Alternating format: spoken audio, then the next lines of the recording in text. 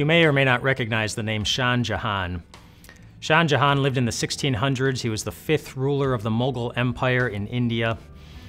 When he was 15 years old, his marriage was going to be arranged for him, and he was going to marry a 14-year-old named Arjuman Banu Begum. And they weren't going to meet until the day of the wedding.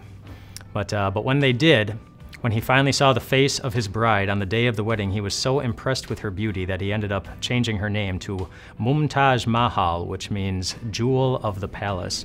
They instantly fell in love, they hit it off, they went everywhere together. She even went with him to war. He ended up trusting her more than he trusted his highest advisors. They were in love, they were best friends. They ended up having 14 children together. She died giving birth to the 14th. And Shah Jahan was so crushed that he ordered the entire country to mourn for her for 2 years. He refused to be seen in public for 1 entire year, and when he came back into the public eye, he wanted to build his wife a tomb. He wanted to build a tomb worthy of the woman he loved. And do you know what the name of that tomb was? The tomb that Shah Jahan built for his wife, Mumtaz Mahal, is what we know today as the Taj Mahal. He built a monument that meant something. He wanted the world to see exactly what meant the most to him. We do the same thing with our lives. You know, what we build, what kind of lives we build, they show what means something to us.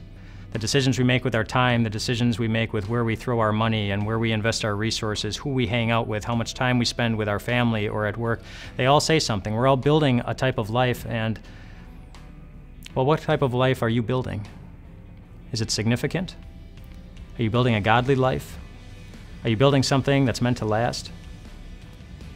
Are you building a life that's meaningful? Does your life mean anything? There's so many people who walk through life right now wondering if their life means anything. Let God help you with the answer to that question about whether your life means anything. In Ephesians chapter 5, it says this. It says that Christ loved the church and gave himself up for her. That passage is referring to something that Christ built. He built something with his life too. It wasn't a grand palace in the nation of India. He built a cross on a high hill on a dark day with some wood and some nails because he wanted the whole world to show what means more than anything to him. He loved you. His whole life was built, focused on you.